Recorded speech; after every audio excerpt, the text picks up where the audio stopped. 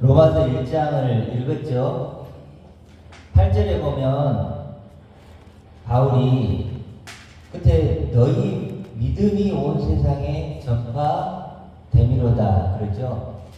너희 믿음이 온 세상에 전파됩니다. 되미로다 이렇게 얘기하고 있고 12절에는 뭐라고 하죠? 이는 곧 내가 너희 가운데 너희와 나의 믿음으로 말미암아 피치 아니함을 얻으려 함이니라 이렇게 나오죠.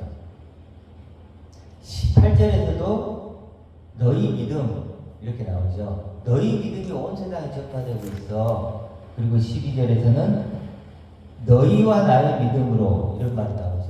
이제 너희 믿음과 나의 믿음으로 피차 이런 말은 서로 상호간에 안위함을 얻는다. 서로 격려하고 위로하고 활기를 불어넣고 이런 뜻이에요. 그러니까 무엇으로 서로 하나 되고 서로 위로하고 기뻐할까요? 믿음이에요. 그렇죠? 믿음. 너희의 로마에 있는 성도 너희의 믿음과 나의 믿음으로 서로 상호간에 교통하고 위로하고 격려하고 기뻐하고 이런 뜻이란 거예요. 그렇죠? 결국 무슨 공통점이 있죠? 믿음이죠, 믿음. 믿음이란 공통점이 있는 거예요. 교회는 그래서요, 믿음의 공통체. 믿음의 공통체. 베드로후서 1장 1절에는 뭐라고 하냐, 베드로가 보배롭고 동일하고 보배로운 믿음을 우리와 함께 받은 자들에게 편지하느니 이렇게 얘기해요.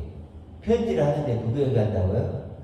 보배롭고 동일하고 보배로운 믿음을 함께 받은 자들 이렇게 하는 거예요.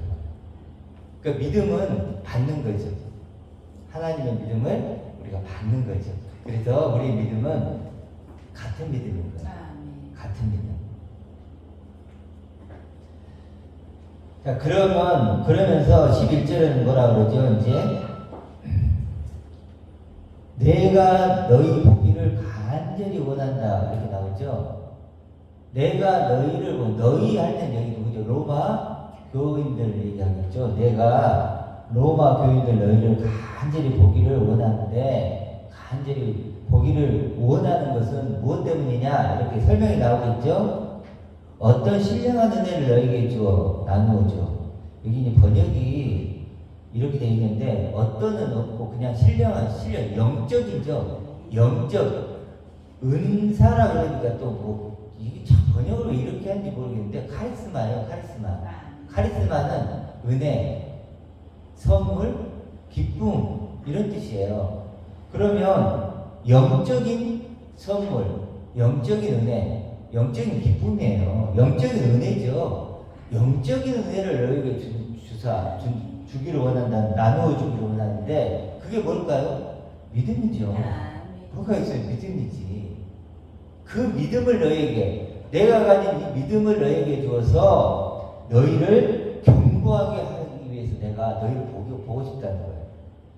다른 게 아니고 내가 가진 이 믿음이 있는데 이 믿음을 너에게 주어서 나누어 주어서 너희를 견고하게 하기를 원한다 이런 뜻이에요. 설교자도 마찬가지죠. 비록 약한 믿음이지만 내가 가진 믿음을 성도들에게 나눠주고 싶은 거예요. 그 믿음이 없으면 내가 있을 이유가 없죠. 그렇죠. 그리고 여러분들은 그 믿음을 듣고 싶은 거고. 그래서 서로 상호간에 같은 믿음이죠. 그래서 믿음이 있는 사람이면 여기 누구나 올라올 수 있죠. 그렇죠. 목사만 올라오는 게 아니고 믿음이 있는 사람이라면 누구나 올라와서 같이 믿음을 나누는 거예요. 나누는 거죠. 왜냐? 동일하고 보배로운 믿음이니까. 동일한 믿음이니까. 그러면 이 사람이 와서 얘기할 수 있고 저 사람이 와서 얘기할 수도 있죠. 단 동일하고 보배로운 믿음이어야 되죠. 그렇죠. 그런 전제하에서는 그럴 수 있다. 그래서 바울이 내가 너희를 보기를 간절히 원하는 건 뭐라고요?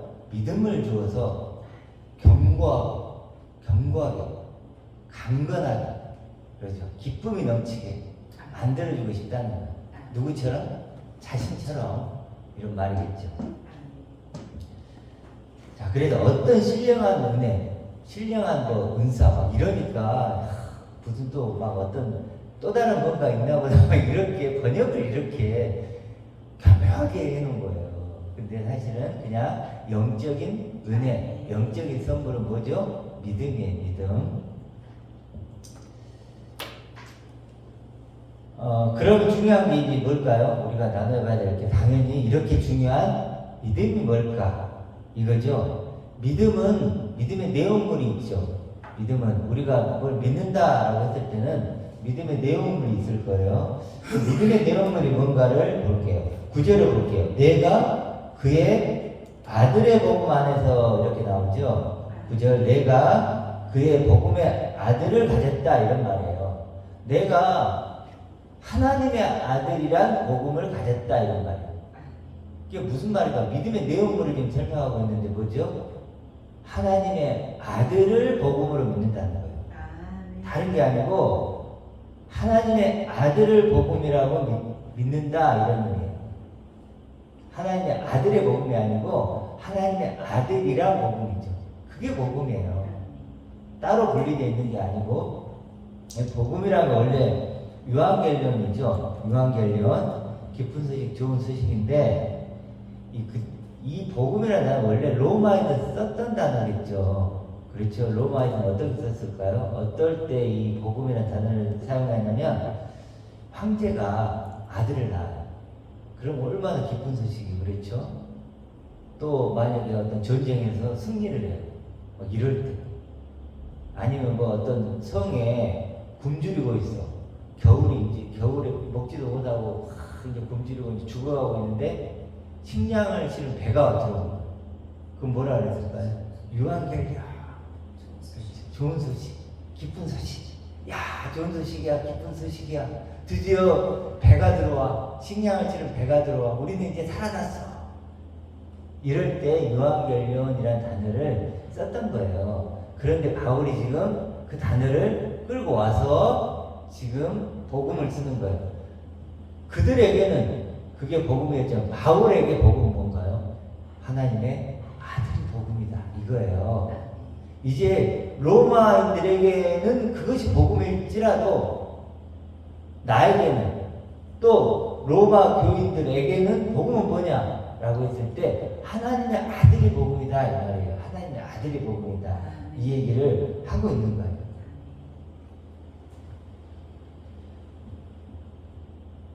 그래서 바울이 자꾸 내가 가진 복음은 이렇게 얘기하잖아요. 그래서 하나님의 아들 얘기를 하는데, 자 그러면 이제 복음이라는 것을 조금 더 구체적으로 이제 그 앞으로 가서 좀 볼게요. 로마서 1장 1절에 뭐 하나님의 복음을 위하여 택정한 이것은 하나님의 복음 나오죠. 그 다음에 뭐라고 나오죠? 이 복음은 설명 나오죠. 복음은 하나님의 선지자를 통하여 그의 아들에 관하여 이런 나왔으니까 복음은 뭐죠? 하나님의 아들이죠. 하나님의 아들. 하나님의 아들이 복음이에요. 정확하게 나오죠.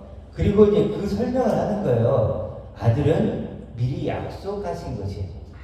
약속된 존재라는 거예요. 하나님의 아들을 복음으로 미리 약속했죠. 자, 그 다음부터가 좀 중요한데 잘 이제 들어보셔야 돼요. 그의 아들이 복음이라면 이제 그의 아들에 대한 설명이 쭉 나오죠. 그의 아들. 그의 아들에 관하여는 그때 당시 로마 교인들은 예수님을 믿었죠. 로마 교인들은. 그런데 예수님을 강하게 얘기를 했겠죠. 그렇죠. 지금도 예수님이라는 한 분을 어떤 사람은 혁명가다라고 얘기하고 뭐 이렇게 얘기 많아요. 그렇죠. 뭐 가연스레하고 육신을 입고 있지 않았다고도 얘기를 하고 뭐 많은 얘기를 하는데 그때 당시도 그랬겠죠. 예수님 보이지 않으니까 만날 일도 없었으니까 여러 가지 얘기를 했을 거예요. 그러면 어떤 사람들은 이렇게도 얘기해요. 육신을 입고 오지 않았다고 얘기한 사람도 있었겠죠. 그래서 지금 그 얘기를 하는 거예요. 바울이 그의 아들에 관하여 말하면 육신으로는 육신을 입고 오셨다는 얘기를 하는 거예요. 그렇죠? 육신으로는 뭐죠? 다윗의 혈통, 다윗의 씨로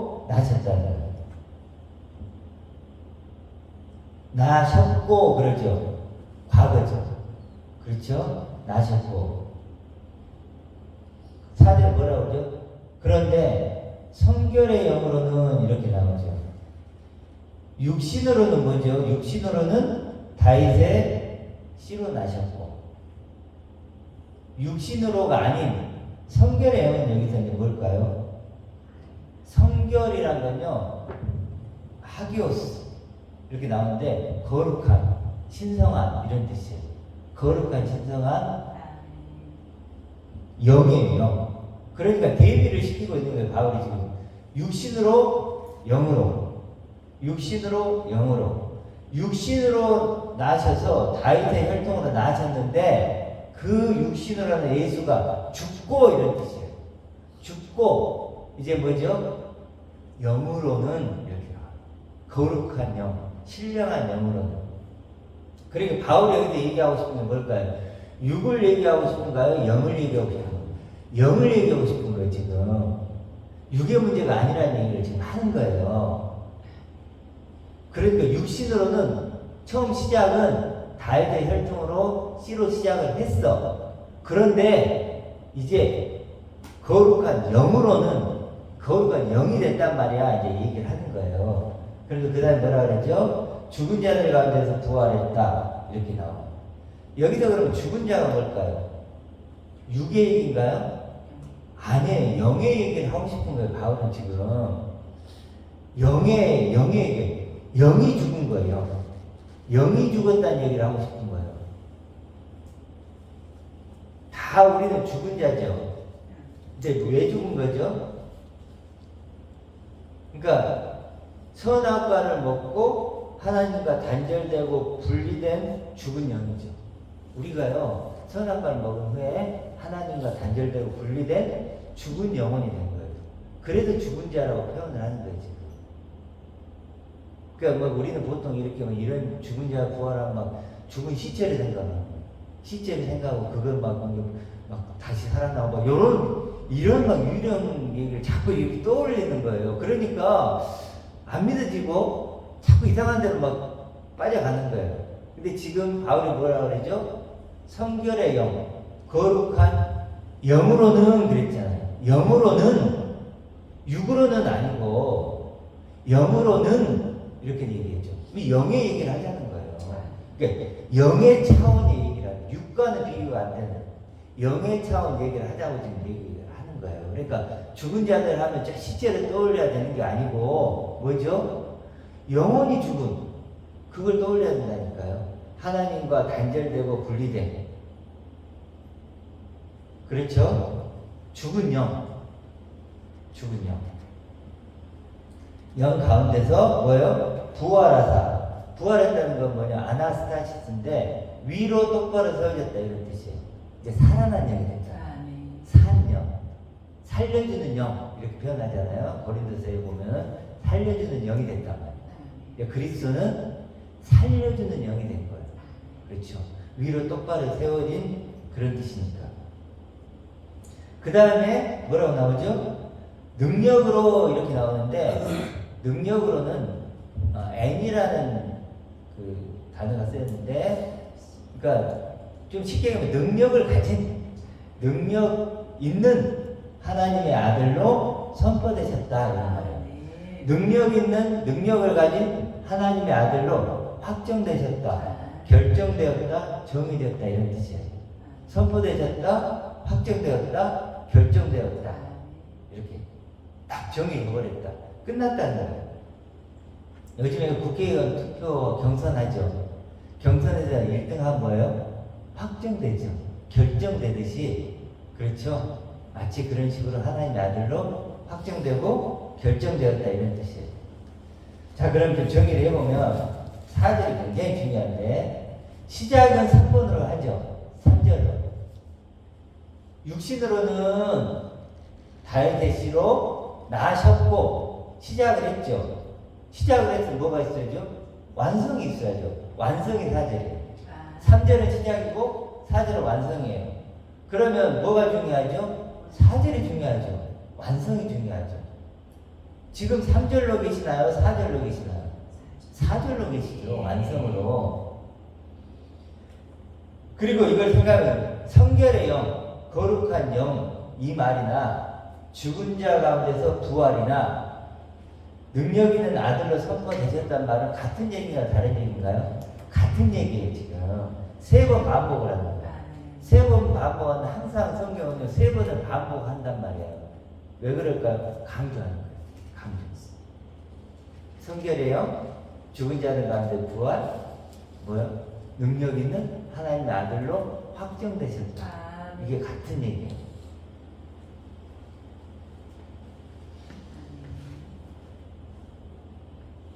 자, 그럼 중요한 건 이제 뭐냐면 능력 있는 하나님의 아들이죠. 그렇죠.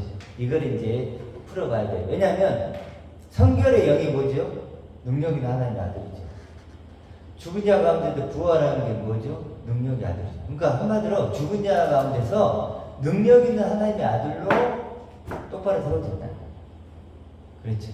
그게 뭐냐? 능력 있는 하나님의 아들이 성결의 영이에요. 같은 얘기죠? 같은 얘기예요. 그러면 능력 있는 하나님의 아들만 이해하면 되겠네요. 그렇죠? 그러면 이제 부활이 뭔지 또 성결의 영이 뭔지 다 알게 되겠죠. 자, 능력 있는 하나님의 아들에서 처음에 살펴볼 게 아들이에요. 아들. 아들이라는 단어는 좋은 건가요? 나쁜 건가요? 꼭 좋은 건 아니죠. 빚쟁이 아들. 뭐 빚쟁이 아들이면 좋은 건 아니죠. 종의 아들, 옛날에 종의 아들로 태어나면 이제 평생 나는 거죠. 노비예요. 노비의 아들이면 노비예요. 그러니까 아들이 꼭 좋은 건 아니에요. 그렇죠? 이제 앞에 누구의 아들이냐가 중요하지. 뭐 부자의 아들, 그럼 좋죠. 왕의 아들, 좋아 안 좋아? 그렇죠. 얼마나 좋아요. 근데 뭐 노비의 아들, 보세요. 노비의 아들, 왕의 아들, 아들은 아들이야. 근데 완전히 달라. 그렇죠. 그래서 아들이라고 다 좋은 건 아니에요. 영모자의 아들. 응? 영모자의 아들. 그렇죠. 영모자의 아들은 죽은 목숨이죠. 그렇죠. 와, 이거 진짜 끔찍하죠. 영모자의 아들. 예? 사형수의 아들. 이런 것도 완전히 이제 뭐 좋은 글씨죠. 그래서 누구의 아들이냐가 중요해요. 근데 우린 누구죠? 하나님의 아들. 지금 하나님의 아들을 얘기하잖아요. 이건 이 엄청난 권한과 특권을 가졌겠다는 느낌이 팍 오잖아요. 그 단어 속에. 그 복음이 이제 그 예수께서 하나님의 아들이라는 얘기를 하는 거죠. 우리 요즘에 국회의원 하냐 뽑으려고 막 시끄럽죠. 근데 왜 사람들이 국회의원이 되려고 할까? 특권이 생겨요. 특권. 200가지의 특권이 생긴대요. 벌써 국회의원이 되는 순간 7급 공무원도 생기고 또 막 보좌관들 생기고 사무실 생기고 집 생기고 뭐 생기고 뭐 생기고 진짜 어마어마 200가지의 법을 만드는 사람들이니까 얼마나 특권이 많겠어요. 야, 진짜 그러니까 200가지의 특권이 되는 순간 생기는 거야. 그러니 얼마나 그 자리를 우리가 탐나겠어요. 그래도 좀 너무 많은 것 같긴 해. 저기 선진국 네덜란드 같은 데는 국회의원들이 돈도 안 받고 자전거 타고 다니고 그래. 봉사직이니까 그런 연면은 없는데 우리는 그냥 200가지 특권이 있다 보니까 이게 참 만만치 않아요. 예, 그래서 어찌됐든 국회의원은 확실한 건 뭐가 있어요? 특권이 있어요. 특별한 권리가 있다는 거예요. 근데 하나님의 아들은 어떨까요? 그것과는 비교가 안 되는 특권이 있죠. 그렇죠. 그걸 알아야 되는 거예요. 하나님 아들의 특권, 하나님의 아들의 가치, 값어치. 그걸 알아야 된다는 거예요. 값어치를 알아야 값지게 여기지. 그렇죠. 값어치를 알아야 값지게 여기는데 왜 우리가 이렇게 교회 다니는 분들이 힘이 없느냐, 기쁨이 없느냐, 능력이 없느냐. 왜 그럴까요? 이유는 딱 하나예요. 하나님의 아들의 가치를 몰라. 하나님의 아들이라고 말은 해.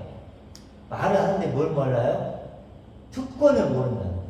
아들이 가진 특권, 아들이 가진 값어치를 모르는 거예요. 그러니까 관심이 별로 없는 거지.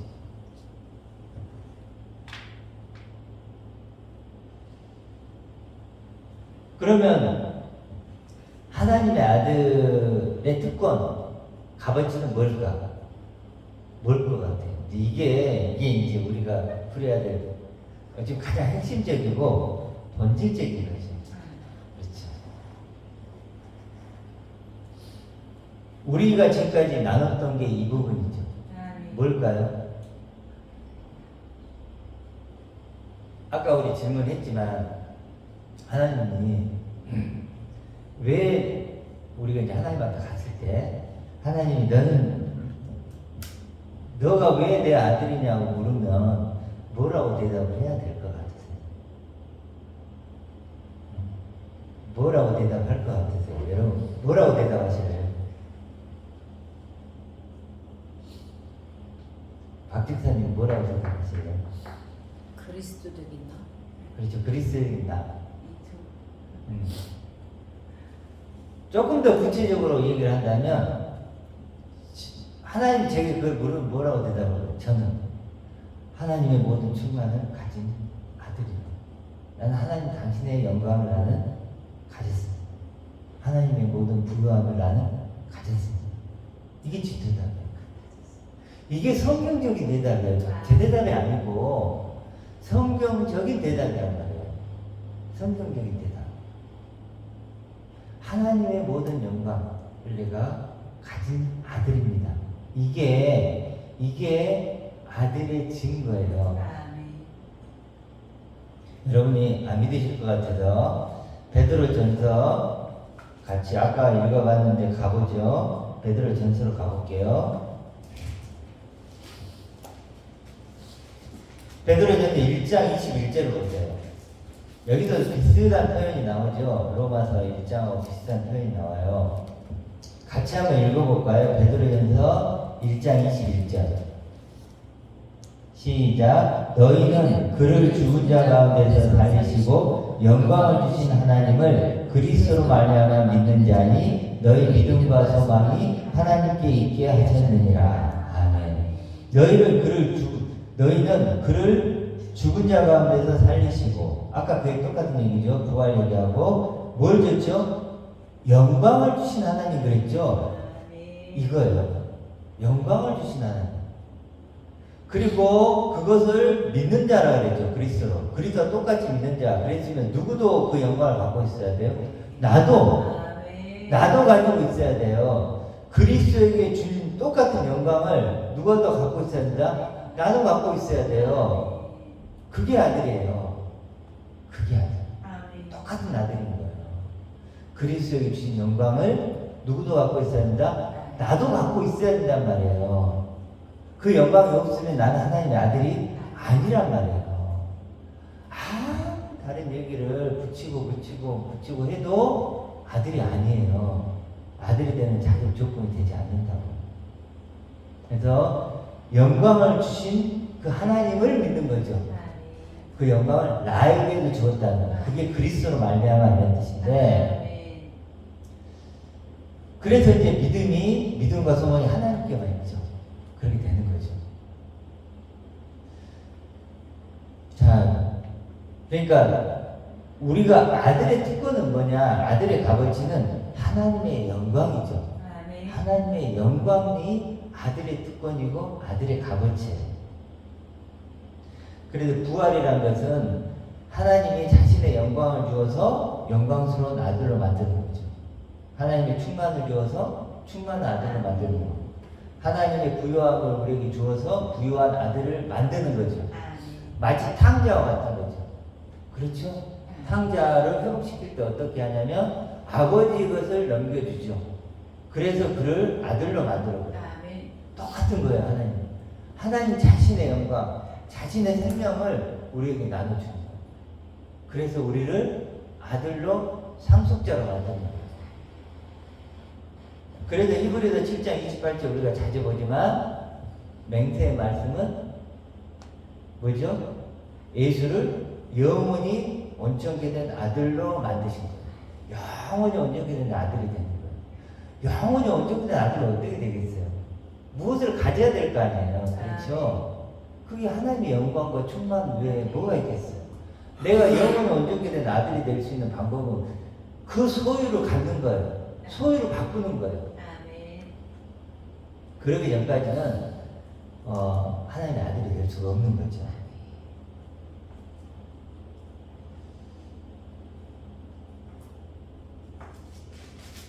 자, 그래서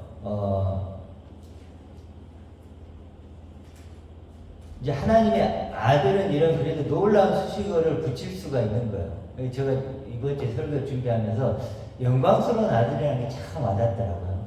내가 영광스러운 아들이구나. 그냥 아들이 아니고 우리 이제 시골에 아버지가 계시거든요. 아버지, 육신의 아버지의 아들로서는 참 제가 별게 없어요. 그런데 하나님이 아버지잖아요. 그러니까 나는 영광스러운 아들이 되는 거예요. 베드로전서 아까 1장은 좀 이렇게 체크를 해 놓으시고 다시 한번 가볼게요. 다시 로마서로 가보시면 7절을 보세요. 7절. 6절부터 보면 이제 너희도 그들 중에서 예수 그리스도의 것으로 부르심을 받은 자니라. 이제 너희도가 나오죠. 이제 하나님의 아들 예수의 얘기를 끝내고 어떻게 넘어져? 너희로 나오죠. 이제 내게 복음이 되려면 예수님이 하나님의 아들이라는 사실, 예수님이 지금 영광스러운 아들로 성결의 영으로 부활의 존재로 살아계시다는 걸 믿는 것을 넘어서 이제 뭐예요? 그것이 나의 복음이 되려면 뭐죠? 나도 그런 존재가 됐다는 걸 믿어야 돼요. 그렇죠? 그러지 않으면 복음은 아니에요. 그리스도의 복음은 될 수 있지만 나의 복음은 아니에요. 그렇죠? 그래서 너희가 나오는 거예요. 너희도, 그렇죠? 너희도 그들 중에서 예수 그리스도의 것으로 부르심을 받았다는 거예요. 예수 그리스도와 똑같은 존재로 부르심을 받았다는 거예요. 그리스도의 것, 이건 뭐냐? 그리스도와 똑같은 존재로. 그런데 그 다음 보세요. 로마에서 하나님의 사랑을 받고 성도라 부르심을 받은 모든 자에게. 그 다음 보세요.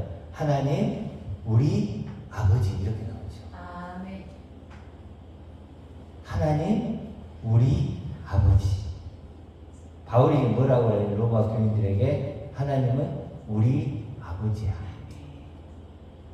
하나님은 우리는 나로 바꾸면 하나님은 나의 아버지야. 그런 말이죠. 하나님은 나의 아버지야. 그 말은 뭘까요? 나는 하나님의 아들이야. 이런 말이죠. 그렇죠? 하나님은 나의 아버지면 나는 하나님의 아들인 거죠. 지금 그렇게 얘기하는 거잖아요. 바울이 지금. 이걸 복음이라고 얘기하는 거예요. 복음은 그래서 뭐냐? 내가 영광스러운 하나님의 아들이 되는 거예요. 그게 복음이에요.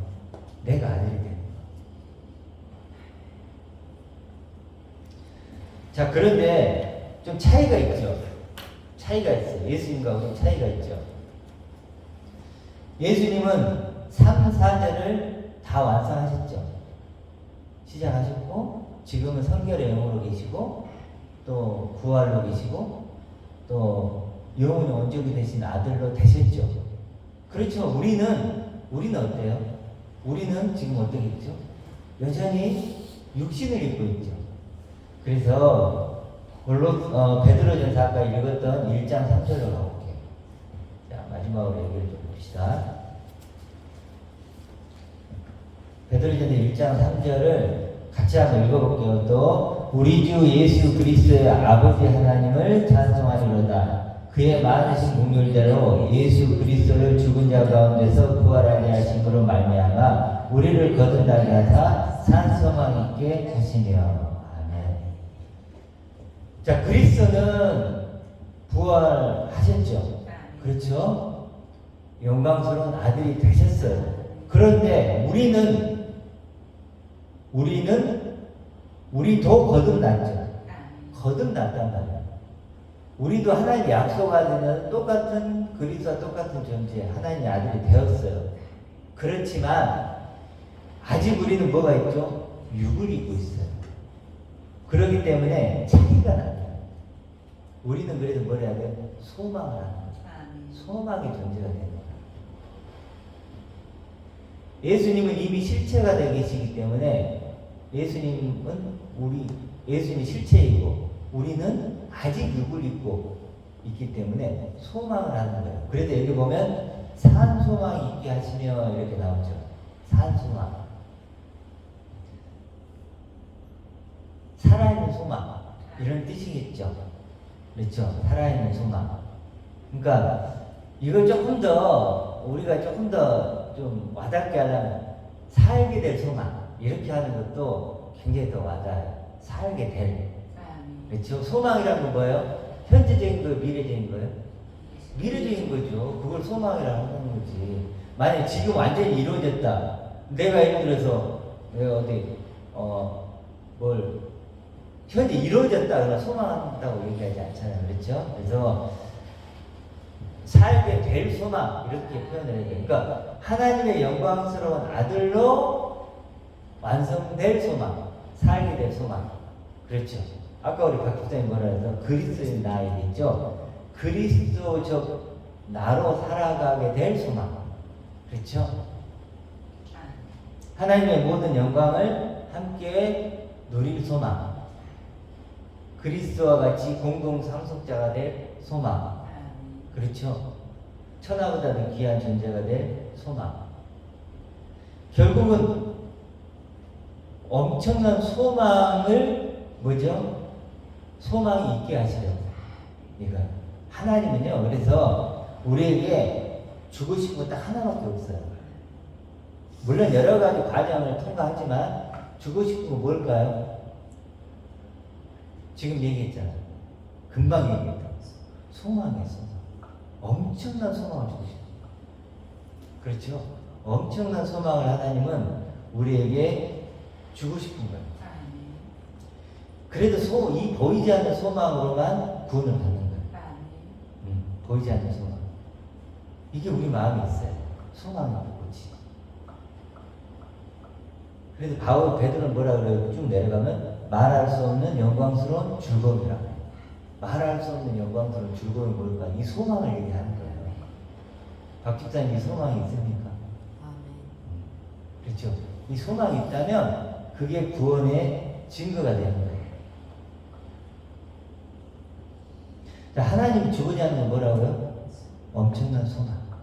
이거 하나 주고 싶은 거예요. 소망. 우리 마음에 소망이 없던 우리 마음에 빈 마음에 세상 욕심만 있던 내 마음에 뭘 준다고요? 소망. 하늘의 소망. 아멘. 영광의 소망. 아들이 될 소망. 상속자가 될 소망. 이 소망을 준다니까요. 소망은. 그리고 하나님이 이 소망으로만 구원을 봐요. 그걸 받았는지 안 받았는지.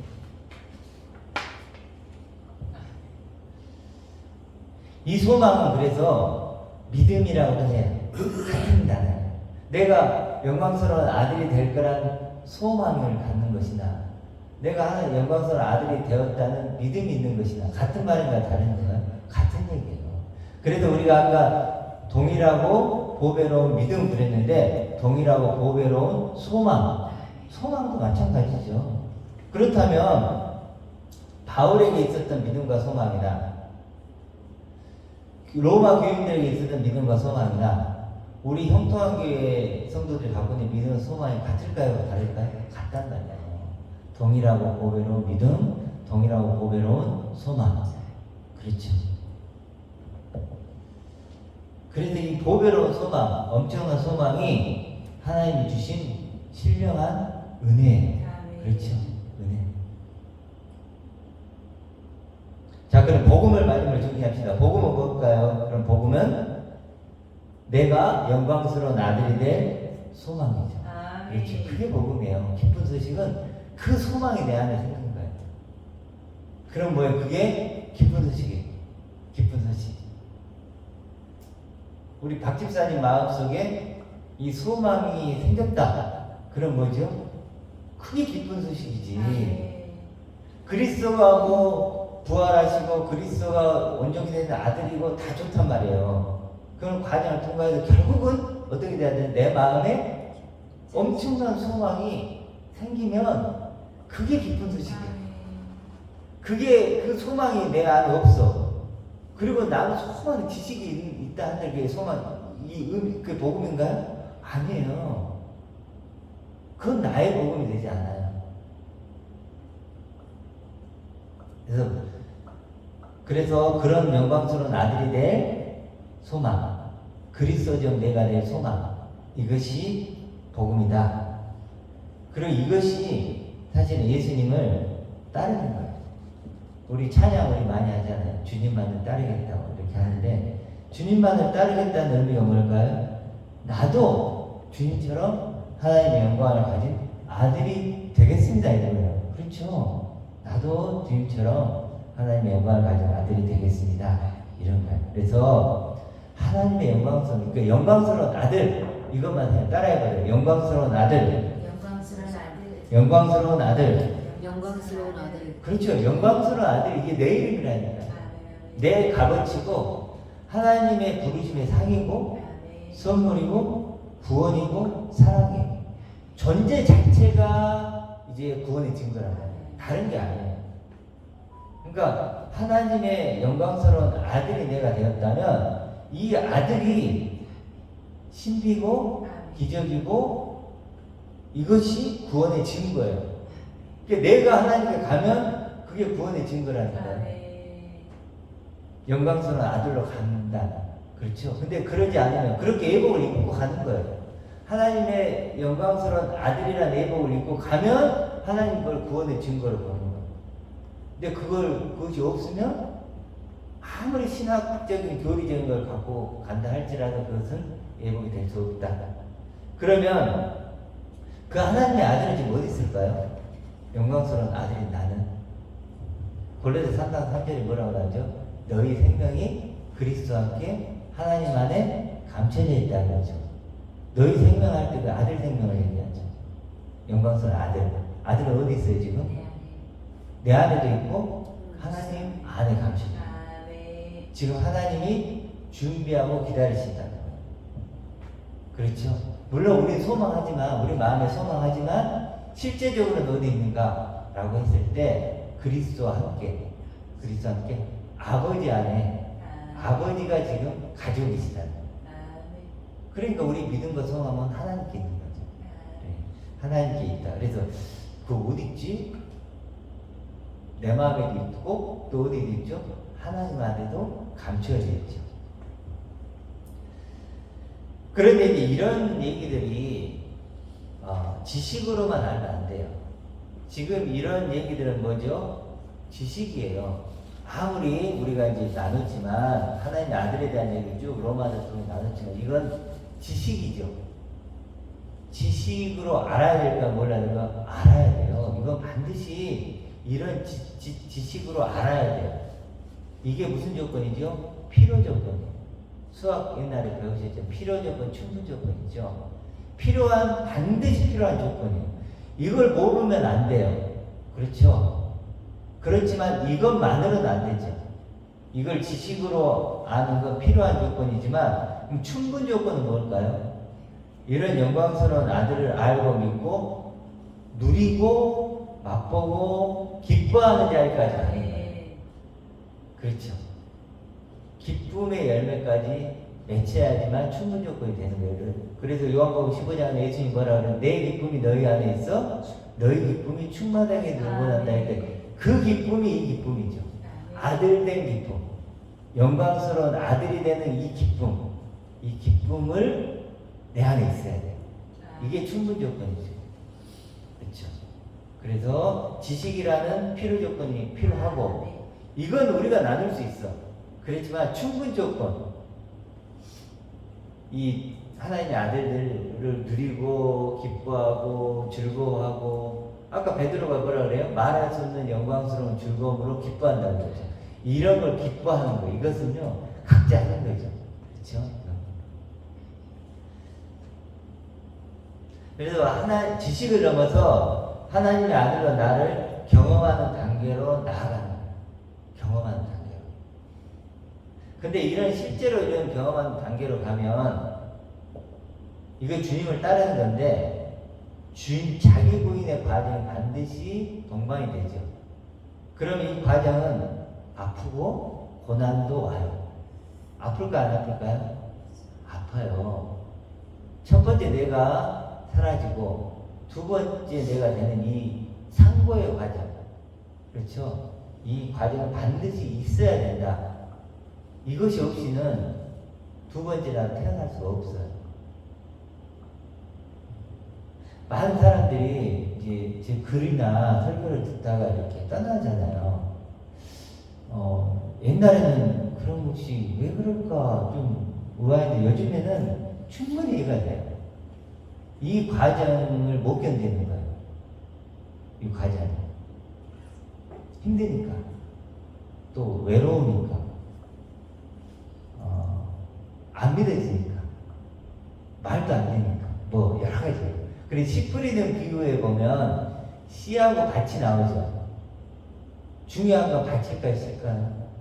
씨겠죠. 일단 아들이 씨가 뿌려지는 거예요. 아들이 씨가 뿌려지는데 우리 마음의 밭이 반응을 그렇게 하는 거예요. 돌밭처럼, 가시덤불밭처럼. 처음에는 기쁨으로 봤다가, 내가 하나님의 아들이라고, 와 신기하네, 그럴듯하네. 이렇게 시작을 하는데 기쁨으로 시작을 하죠. 근데 돌밭, 가시밭, 덤불이 딱 만나는 거예요. 이거 뭐야? 그럼 자기가 부인 돼야 되는 거야? 이렇게 하늘의 것을 봐야 되는 거야? 이제 뭐예요? 갈등이 오고, 외로움이 오고, 그게 뭐예요? 돌밭과 가시덤불밭이 생기는 거죠. 근데 그런 과정을 통과해야 되는 거죠. 아들의 무게를 견디는 사람들이 있어요. 소수의 사람들이. 그 사람들은 뭐가 될까요? 드디어 옥토가 되죠. 옥토라는 마음에 같이 되고 아들이란 열매를 맺어요. 하나님의 아들이란 열매. 그러니까 인내하고 견디는 거예요. 그 시간들을. 아들의 무게를 견뎌내는 거예요. 그렇게 되면 하나님의 아들이 되는 거죠. 그러면 이제 영광스러운 하나님의 아들은 결국 이제 어떻게 돼요? 자기의 영적인 존재감을 드디어 회복하는 거예요. 선악나무가 끝나고 생명나무를 먹는 존재가 되는 거죠. 그래서 영광스러운 하나님의 아들은 이제 엄청난 존재로 자기를 경험하는 거예요. 경천동지의 나로 자신을 경험하는 거예요. 창조의 목적을 이룬 자가 되는 거예요. 창조의 목적을 이룬 자. 천하보다도 귀한 존재가 되고 말씀이 증거하는 존재가 되는 거죠. 우리가 김 목사님 좋아하는 최후 승리자, 최후의 승리자가 드디어 되는 거죠. 생명책에 내 이름이 기록되는 자가 되는 거고 그리스도가 나의 완성된 모습이 되는 거고 성경이 이제 내 얘기로 들리고 보이기 시작하는 거예요. 이거 내 얘기네. 이거 내 얘기였구나. 이게 누구죠? 하나님의 아들이 되는 거예요. 이제 영원하고 영원한 나, 진짜 나를 만나는 거예요. 너무 멋지지 않나요? 그렇죠. 비록 씨가 자랄 때는 아프고 힘들지만 그 열매는 달죠. 그렇죠. 하나님의 아들이란 그 열매, 그 열매를 우리가 맛보기 위해서 한 번의 인생이 있는 거야. 하나님의 아들이란 열매를 맛볼 수 있는가 없는가? 이거 누구에게 달렸어요? 나에게 달려. 그래서 우리가 정말로 하나님의 아들이란 하늘의 열매, 최후의 열매를 맛보는 저희들의 삶이 되길 원합니다.